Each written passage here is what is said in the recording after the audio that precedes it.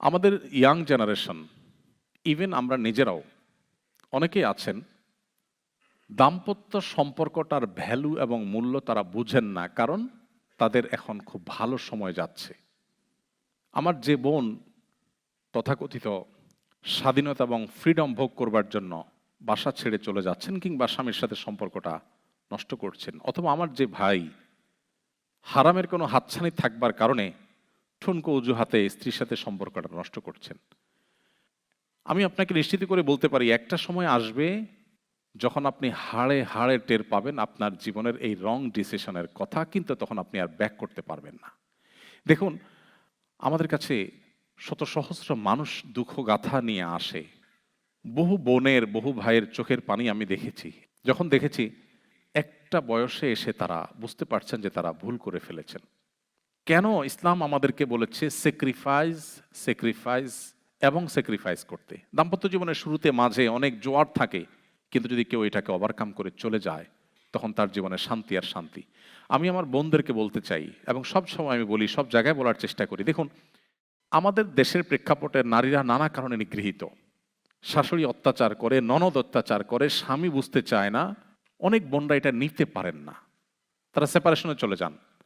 যারা বুদ্ধিমান, যারা কোরআন এবং হাদিসের কাছে নিজেকে সারেন্ডার করেছে যে আমার আল্লাহ সৃষ্টিকর্তা আমাকে যেটা গাইড করছেন এর বাইরে কোনো কল্যাণ থাকতে পারে না, সো আমি সেটাকে ফলো করব, আমার যত কষ্ট হোক, এই ডিসিশন যারা নিতে পারেন তারা সবর করেন। সবর করলে কি হয়, আমি সবসময় বলি, মুসলিম ফ্যামিলিতে কোনো মেয়ে যদি কষ্টে থাকেও সেটা খুব লিমিটেড টাইমের জন্য, খুবই সীমিত সময়ের জন্য।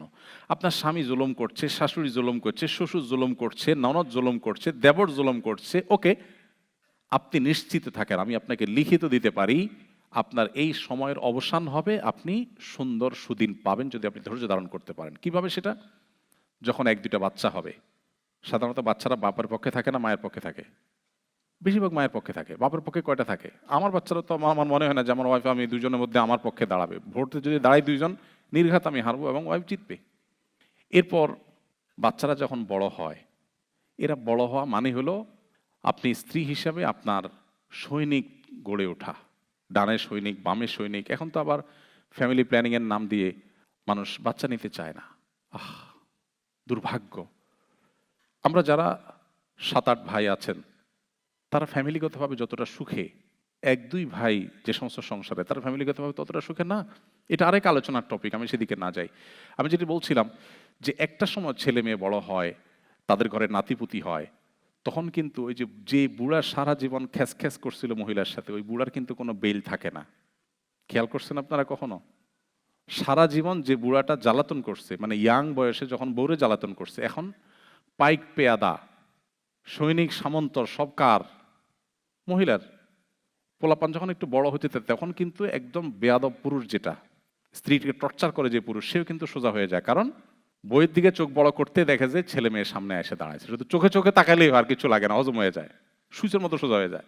আর এগুলো যখন আর বড় হয়, এদের আবার যখন বাচ্চা কাচ্চা, তখন বুড়ির রাজত্ব আর রাজত্ব, তখন বুড়ির এমন রাজত্ব জমে যে বুড়া বেচারা বাসায় জায়গা পায় না, মসজিদে যায় বসে। মসজিদে মুয়াজ্জিন সাহেব বলে, চাচা বাসায় যাবেন না, দরজা আটকাবো। বলে, তোমরাও যে কি হয়েছে আজকাল, তাড়াতাড়ি মসজিদ বন্ধ করার জন্য পাগল হয়ে গেছে, ইবাদত করতে দাও না। আসলে তো বুড়ার বাসা জায়গা নাই, কারণ ওখানে নাতিপুতি যা আছে সব বুড়ির। তো এই জন্য দাম্পত্য জীবনে যত কষ্ট হয়, ধৈর্য ধারণ করে যদি সম্পর্কটাকে টিকিয়ে রাখা যায়, তার সুফল মানুষ পায়। কিন্তু শয়তান আমাদেরকে উস্কে দেয়। আমি একটা কথা প্রায় সময় বলি, সাক্ষাৎ শয়তান কেউ দেখছেন আপনারা? শয়তানটা দেখার সুযোগ হয়েছে কারোর? হয় নাই? ওকে, লেটস গো, আমরা দেখি, শয়তান দেখার চেষ্টা করি। সাক্ষাৎ শয়তান দেখতে হলে, আপনি একজন নারী, আপনাকে যদি কোনো পুরুষ বলে, আপা আপনার মতো রাজকন্যা, এই লোকটা আপনার কদর করতে পারলো না, সো স্যাড, তাহলে আপনি তখন আলহামদুলিল্লাহ বলে শয়তান দেখার নিয়ত করে তাকে একবার দেখে নেবেন, যে আমার দাম্পত্য সম্পর্কে ধ্বংস করার জন্য যে আমাকে একটা ফুসলানি দিল, এলো সাক্ষাৎ ইবলিস, মানুষ রূপী ইবলিস, শয়তান। ফার্ম দেওয়া, রাইট, সঠিক বলেছেন। একইভাবে কোনো পুরুষকে যদি অন্য কোনো মহিলা বা অন্য কেউ এসে বলে, ভাই আপনার মতো রাজপুত্র কি না মেয়ে পাইতেন আপনার জীবনে, ইস কেমনে কাটাই দিলেন আপনি জীবনটা, তাইলে আপনিও শয়তান দেখার নিয়ত করে বিসমিল্লাহ বলে একবার দেখে নেবেন। কারণ হলে হাদিসে আসছে নবী সাল্লাল্লাহু আলাইহি সাল্লাম বলেছেন, কোনো অপরাধ, দেখেন নবী সাল্লাল্লাহু আলাইহি সাল্লামের কথাগুলো খুব সাধারণ কোনো কথা না, সিগনিফিক্যান্ট ইন্ডিকেট আমাদেরকে করে। নবী সাল্লাল্লাহু আলাইহি সাল্লাম বলেছেন, কোনো অপরাধে ইবলিস এত খুশি হয় না যত খুশি হয় কোনো স্বামীর সাথে তার স্ত্রীর যখন বিচ্ছেদ হয়ে যায় এতে। সহিহ মুসলিমের হাদিস আপনারা শুনেছেন নিশ্চয়ই, ইবলিস তার সিংহাসন পানির উপরে স্থাপন করে এবং একজন শয়তান অপরাধ করে এসে বলে, আমি আজকে অমুকরে দিয়ে খুন করাইছি। শয়তান বলে ওয়েল, তবে খুব বেশি অ্যাপ্রিসিয়েট করে না। আরেকজন এসে বলে, আমি একজনকে জীবনে মদ খাই না, আজকে তারে আমি মদ খাওয়াইছি। আরেকজন এসে বলে, আমি আরেকটা কাজ করাইছি, গিবত করাইছি, কারো হক মেরে খাওয়াইছি, ইত্যাদি ইত্যাদি। একজন এসে যখন বলে, আমি একটা দাম্পত্য সম্পর্ককে ভেঙে দিয়েছি আজ, শয়তান তখন বলে, তুমি সবচেয়ে বড় কাজ করেছো। আজকের পৃথিবীতে যদি আপনি একটু চোখটা মেলে তাকান, একটু যদি আপনি নড়ে চড়ে বসেন, একটু ডিপে গভীরে যদি তাকান, আপনি দেখবেন ফ্যামিলি ব্যবস্থাপনাকে ভেঙে ফেলার জন্য হাজারটা উদ্যোগ আজকের পৃথিবীতে নেওয়া হচ্ছে নানা নামে, যেটা আমরা টেরও পাচ্ছি না, জাস্ট পরিবার ব্যবস্থাপনাকে ভেঙে ফেলার জন্য। ওয়াই? শয়তান সবচেয়ে বেশি খুশি হয় এবং শয়তানের এই চক্রান্ত সবচেয়ে বেশি প্রতিষ্ঠিত হবে পৃথিবীতে যদি পরিবার ব্যবস্থাপনা ভেঙে পড়ে। সো পরিবারকে টিকিয়ে রাখার মতো গুরুত্বপূর্ণ আরেকটা কাজ ইমানদারের কাছে খুব বেশি নাই। এজন্য আমি বিনয়ের সাথে বলতে চাই যে এই সমস্ত পরিস্থিতিতে আমাদেরকে ধৈর্য ধারণ করতে হবে এবং পরিবারকে টিকিয়ে রাখতে হবে যে কোনো মূল্যে। আমরা আজকাল সবাই খুব বেশি অতিরিক্ত স্বাধীনতা ভোগ করতে পছন্দ করি। স্বাধীনতা ভালো, কিন্তু ইসলাম বলে অতি স্বাধীনতা নয়। অতি স্বাধীনতা মানুষকে ধ্বংসের দিকে নিয়ে যায়। তো এখানে আমরা যখন অতি স্বাধীন হতে চাই, তখন মুরব্বীদের তত্ত্বাবধানের থেকে আমরা দূরে সরে যাই। ডেফিনেটলি এটা আমাদের জন্য ক্ষতি বয়ে আনে। কি করবেন? আমি খুব মৌলিকভাবে কয়েকটা কথা বলি। নাম্বার 1, স্বামী স্ত্রী উভয়ে, পরিবারের সবাই আল্লাহর কাছে নিজেকে পরিপূর্ণভাবে সারেন্ডার করতে হবে যে আমরা আল্লাহর গোলাম, আল্লাহ আমাদের সৃষ্টি করেছেন, তার কাছে আমাদের ফিরে যেতে হবে। সো তার আদেশ নিষেধের সামনে আমাদের কোনো সে নাই, এবারে সবাই উভয় সম্মত হতে হবে।